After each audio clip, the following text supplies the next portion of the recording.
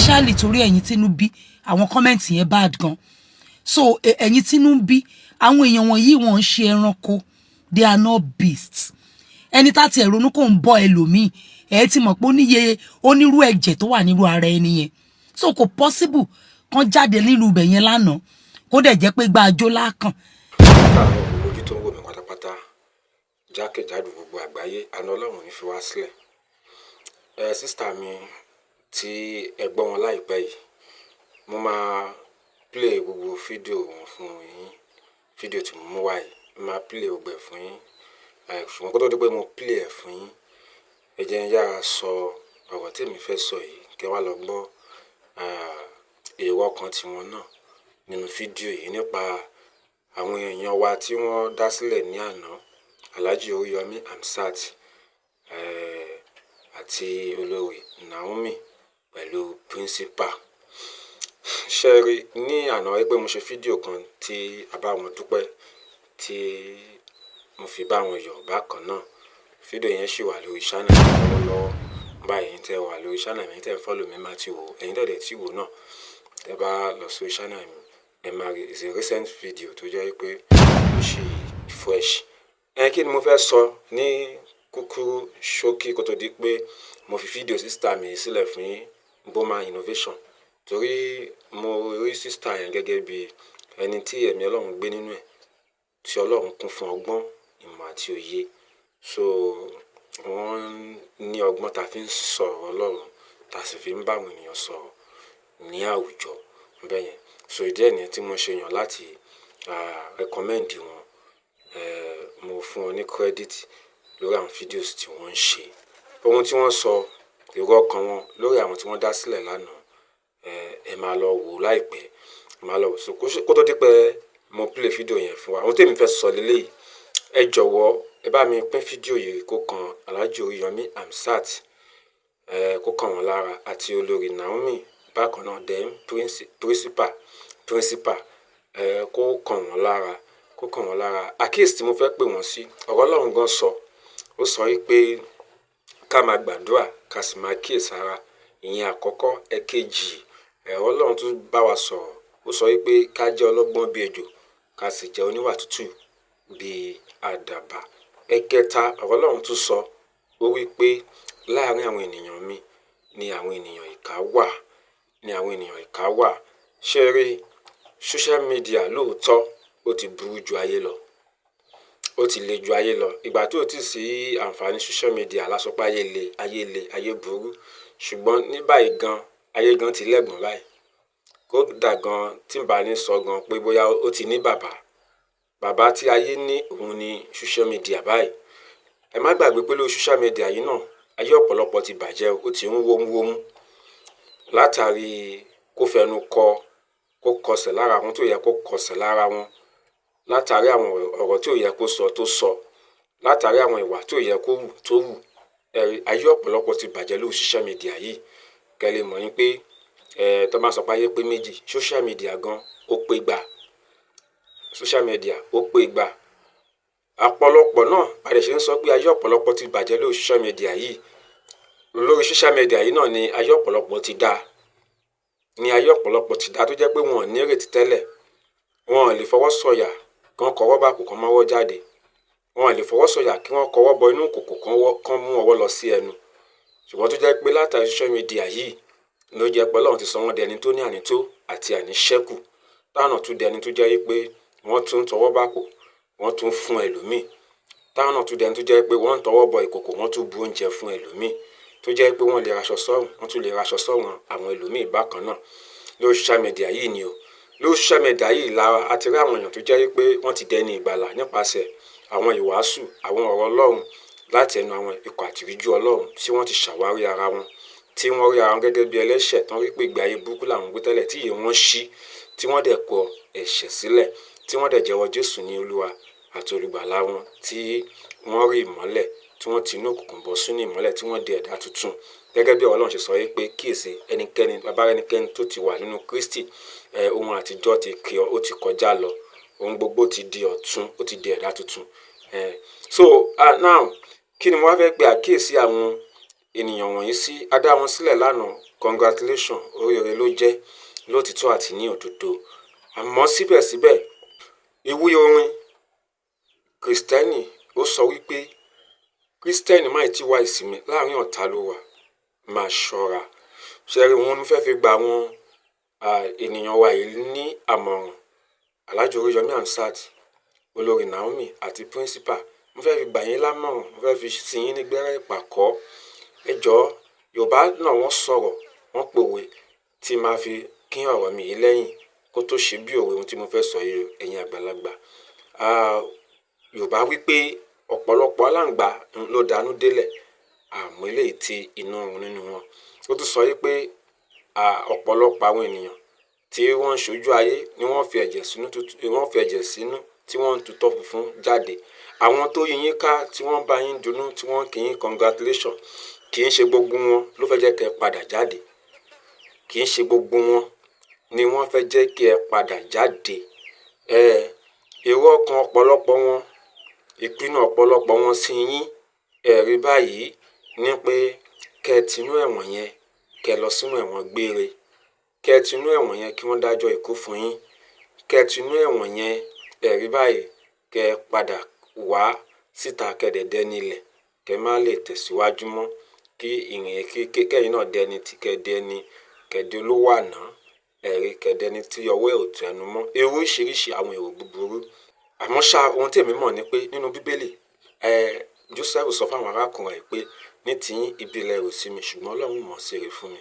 Gbogbo ẹ̀yin ènìyàn wọ̀nyí, ohunkóhun tí àwọn èèyàn tí wọ́n lè máa rò sí yín tó jẹ́ búburú, Ọlọ́run á bá yín yí padà sí rere fún yín. Ṣùgbọ́n àkíyèsí tí mo fẹ́ pè é sí ni pé ẹ ṣọ́ra.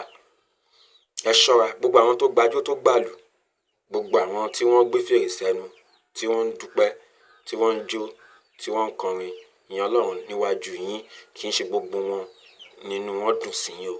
Ọ̀pọ̀lọpọ̀ ló jẹ́ pé bí wọ́n ṣe ń dọ̀bálẹ̀ tinú wọn ó nàró ṣanṣan ni. Ọ̀pọ̀lọpọ̀ ló jẹ́ pé ẹ̀jẹ̀ ni wọ́n fi sínú tí wọ́n tutọ́ funfun jáde, èrò wọn ò dá sí yín rárá. So ẹ má jẹ́ kí wọ́n tì yín, ẹ má yẹ kán tì yín ní àkókò tí ẹ jáde yìí. Ẹ padà lọ sí ọ̀dọ̀ Ọlọ́run ẹlẹ́dàá yín, ẹ lọ dúpẹ́ lọ́wọ́ ẹ̀ ní kọ̀kọ̀ ibi tó bá ṣe ayé yín dé lórí àwọn ohun tí ẹ là kọjá.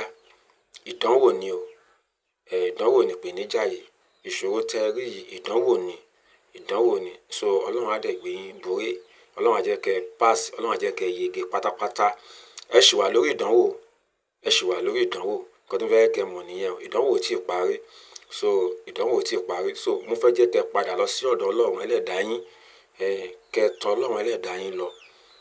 Ibi tẹ́ ti ń pè ẹ padà síbẹ̀ kẹ́ lọ pè. Ìwọ tó jẹ́ Kristẹni, padà sí ọ̀dọ̀ Ọlọ́run nípasẹ̀ Jésù Kristi kó pè bí o ṣe máa ń pè. Ìwọ tó jẹ́ Mùsùlùmí, padà sí ọ̀dọ̀ Ànábì rẹ kó pè bí o ṣe máa ń pè. Kò bọ́lọ́run sọ̀rọ̀, dúpẹ́ lọ́wọ́ ẹ̀. Ibi tí ìrìnàjò yẹn ti bẹ̀rẹ̀ tó Bíbélì sọ nínú ìwé Tẹsalóníkà kìíní orí 5 ẹsẹ̀ 18, ó ní ká máa dúpẹ́ nínú gbogbo nígbà gbogbo nítorí pé eléyìí ni ìfẹ́ Ọlọ́run Bàbá nínú Jésù Kristi fún wa. Bákan náà ni Éfésù náà dẹ̀ sọ, Éfésù 5:20 náà sọ bẹ́ẹ̀. So kẹ́ dúpẹ́ lọ́wọ́ Ọlọ́run ẹlẹ́dàá yín. Ìpèníjà yẹn kẹ́ dúpẹ́, àyọpẹ́ yọ, torí gẹ́gẹ́ bí Ọlọ́run ṣe sọ yẹn pé ká máa dúpẹ́ nínú gbogbo. So àyọpẹ́ yọ, Ọlọ́run sì jẹ yín ní ẹ sì jẹ Ọlọ́run ní ọpẹ́, tẹ́ ní láti fún un, so kẹ́ dúpẹ́, kẹ́ dúpẹ́ ibi tó bá ọ̀rọ̀ yẹn dé fún yín tẹ́ fi jáde ní àná yìí, kẹ́ dúpẹ́ lọ́wọ́ ẹ̀. Kẹ́ wá tún wá fi ọ̀nà yín lé Ọlọ́run lọ́wọ́, kí Ọlọ́run kó ṣe oore àṣepé fún yín lórí ìdánwò yìí, kẹ́ borí ìdánwò yìí. Gbogbo ọ̀nà kọ́nà tí Sátánì lè fẹ́ gbà yọjú lọ́tùn lósì níwájú lẹ́yìn tó lè fẹ́ lu àwọn ènìyàn tẹ́ẹ̀ ní fúnra sí, tí ọ̀tá because bí kò lè ò bá pa ni tòde ò ní pa ènìyàn. Ẹ̀rí báyìí, ẹ̀yìnkùlé ni ọ̀tá wà. Àwọn aṣeni gangan wọ́n ní àǹfààní sí inú ilé tẹ́nìyàn ń gbé. So àjọ ń gbénu ilé ni. Torí náà ẹ kíyèsára, ẹ ṣọ́ra ní àkókò yìí. Ẹ má jẹ́ kí wọ́n gbà yín ní àmọ̀ràn tí ó tún máa ń mú yín fi ń sùn wàhálà tó máa tún mú kí ọ̀rọ̀ yìí kó lọ́jú pọ̀. Ẹ má jẹ́ kí wọ́n, ẹ má gba àmọ̀ràn kámọ̀ràn. Ẹ jẹ́ kí Ọlọ́run Ẹlẹ́dàá yín kó tọ́ yín, ẹ jẹ́ kó darí yín. Ẹ farabalẹ̀ tí wọ́n bá ń fi ẹ̀rín tọ̀yàyà gbà yín lámọ̀ràn, ìyẹn kíyèsára. Ẹ̀yin kíyèsára pé ibi tí lágbájá yìí ń tì mí lọ, mi ì tira mi. Ibi tí lágbájá yìí ń wà mí lọ, mi ò wá ara mi. Bẹ́yẹn. So ẹ ṣọ́ra, ẹ wà ní ìkíyèsára nírú àkókò yìí. Ẹ̀yin náà ẹ gbọ́ àwọn ìkìlọ̀ tí ilé ẹjọ́ tí wọ́n fún yín, especially Alhaji Oriyomi Hamzat. Ẹ gbọ́ àwọn ìkìlọ̀ yẹn. Bẹ́yẹn. So ẹ ní láti wà very careful. Ẹ má jẹ́ kẹ́nikẹ́ni kí wọ́n tì yín lo òfin. Ẹ má jẹ́ kẹ́nikẹ́ni kó tì yín ṣe lòdì sí ohun tí òfin gbé kalẹ̀ tàbí tó tún lè mú kí ìrìn àjò yìí kó ta kókó. Mo gbàdúrà pé ogun t'Ọlọ́run ti ṣẹ́ fún yín, Ọlọ́run á ṣẹ́ pátápátá fún yín lórí ìrìn àjò yìí. Mo gbàdúrà pé Ọlọ́run á ṣoore àṣepé fún yín lórúkọ Jésù Kristi. Ayọ̀ yín ó máa kún lẹ́kùnrẹ́rẹ́ lórúkọ Jésù Kristi. Ṣé kò jẹ́ bí ó ṣe jẹ́, gbogbo ojú tó wò mí yóò dára fún yín lórúkọ Jésù. Ọ̀nà yín ò ní dàrú, àní rogun àkóbá, àní ṣoore ṣe, àní rí wàhálà. Ayọ̀ ni a ó fi parí ọdún 2025 bá ṣe ṣẹ̀ṣẹ̀ bẹ̀rẹ̀ yìí ní orúkọ Jésù Kristi. Ohun tí a rò kò ní ba nǹkan tí a rò jẹ́, àjálù burúkú ò ní dé bá wa ní orúkọ Jésù. Ẹ wá lọ gbọ́ ohun tí sísítà mi yẹn tí wọ́n sọ nínú fídíò yìí bákan náà. Ẹ̀yin náà ẹ sọ èrò ọkàn yín, ẹ sọ èrò ọkàn yín, àmọ̀ràn wo lẹ fẹ́ gba àwọn ènìyàn wọ̀nyí bí a ṣe bá wọn yọ̀ ní àná, àmọ̀ràn wo lẹ fẹ́ gbà wọ́n. Ẹ̀yin náà ẹ sọ èrò ọkàn yín. Ẹ ṣé, yóò dára fún wa. Ó yá lókè lọ́wọ́. Ẹ ti ń gbọ́ rí tẹ́lẹ̀ pé ayé le, ẹ lè need láti change. Ayé ò le o, tẹ bá gbé ayé àti social media sẹ́gbẹ̀ẹ́ ara, ẹ rí i pé social media gan le jayé lọ. Àbí ká tiẹ̀ kúkú sọ pé social media òun láyé. Lẹ́nu àná tí wọ́n release olórí Naomi Oríyọmí àti Principal, several videos ló ti jáde. Ẹ mọ̀ gbogbo wa là ń rí téèyàn wò pé old videos. But this particular one, ṣé ẹ mọ̀ èmi fúnra mi, torí àwọn orin tẹ́ni yẹn ń kọ, àwọn orin yẹn wà so relevant. I had to, get in touch where ẹ dákun ṣé recent video tó ti lé lọ́dún. So meanwhile àwọn comment tó wà lábẹ́ mo kà mí o, ọwọ́ mi wà ro. So nígbà tí mo dẹ̀ ti confirm tán ni ó ti pẹ́. So èmi náà wá jáde nsìn, especially torí ẹ̀yin tínú bí àwọn comment yẹn bad gan. So ẹ̀yin tínú bí àwọn èèyàn wọ̀nyí wọ́n ń ṣe ẹranko, they are not beasts. Ẹni tá ti ronú kò ń bọ́ ẹlòmíì, ẹ ti mọ̀ pé ó níye onírú ẹ̀jẹ̀ tó wà nírú ara ẹni yẹn. So kò possible kan jáde nílùú ibẹ̀ yẹn lánàá kó dẹ̀ jẹ́ pé gba àjò lákàn. Bí èèyàn kan tiẹ̀ travel láti Ìbàdàn lọ sí Èkó lásán yóò ṣàdélé sinmi àmúmi. So wọ́n wá dé after so long a time tán ló ń bẹ̀ yẹn, wọ́n wá ní ó yẹ ìgbélùwẹ̀ ìgbórin wá. Dẹ̀ ṣe àwọn aṣọ gbogbo yẹn náà dẹ̀ change sí náà wọ̀ tán jó gbogbo ọjọ́ yẹn. So àwọn èèyàn kan ló ń gbé old videos wọn tán kàn fi ń celebrate pé wọ́n wá. I am so sure pé ibi tí àwọn mẹ́tẹ̀ẹ̀ta bá wà lánàá, ibi tí wọ́n wà lánàá yẹn mixed feelings ni. Yàtọ̀ sí pé wọ́n wò pé okay we are out, inú wọn ò tí ì lè dùn sí àwọn ọmọ. I know these people at least to certain extent. Àwọn méjèèjì, I mean Oríyọmí àti olórí Naomi, àwọn méjèèjì ni mo ti ní contact pẹ̀lú. I know them. Àwa la rò pa mọ́ ọ̀nà àwọn ọmọ yẹn o. By the time these two people, ti Principal ìwọ̀nba ni tí wọ́n ṣe social media person, but ńgbà tí Oríyọmí àti Naomi tán bá máa mọ́ ọ̀nà àwọn ọmọ yìí, ẹ rí pé kindergarten ni gbogbo wa wà. You cannot just predict the extent they can go to mourn these children. So wọn lè jáde kó jẹ́ pé wọ́n máa bẹ̀rẹ̀ sí ijó, àwọn ijó tán ti jó sẹ́yìn, lágbára Ọlọ́run èṣù oníṣí wọn lọ́wọ́ ijó. Àwọn ìdílé yẹn Ọlọ́run á pa wọ́n láyọ̀. Ọlọ́run máa ń dá ìkólọ padà o. Yeah. Ọlọ́run dá ìkólọ padà. Ọlọ́run dẹ̀ máa ń wo ọgbẹ́ sàn. He will do that for the families. But please, ẹ̀yin tí inú bí sí àwọn videos yẹn, especially eléyìí tẹ́ sọ̀rọ̀ tẹ́ bínú tẹ́ ṣe old video ni mo ti confirm. Torí mi náà wo àwọn ọ̀rọ̀ orin yẹn ló jẹ́ kí mi wò pé mo wà confused, but I have confirmed it is an old video. So mo fi Ọlọ́run bẹ̀ wá, ẹ má jẹ́ kí social media kó dà wá ríboríbo. Àwọn pé oríṣiríṣi àwọn èèyàn là ń lo fóònù, wọn dẹ̀ kí ṣe blood test kan tó ta fóònù fún wa. Facebook kò ṣe blood test, gbogbo àwọn apps yẹn wọn ṣe blood test kan tó jẹ́ ká open ẹ̀. You get what I'm saying? So ẹlòmíì tó jẹ́ pé òun fúnra ẹ̀ gan inú ẹ̀ ò dùn síbẹ̀ tẹ́lẹ̀, nǹkan tó máa bí wàhálà lẹ́lòmíì máa máa ṣe. So we are all blessed. We welcome them back, and we believe that time of imprisonment, even in the Bible, time of either detention, imprisonment, or solitude or anything, ó jẹ́ àkókò tí Ọlọ́run bá yín sọ̀rọ̀. Don't doubt it. Ní àárín ìgbà tán wà ń bẹ̀ yẹn, God must have taught them something, and very soon gbogbo wa máa rí.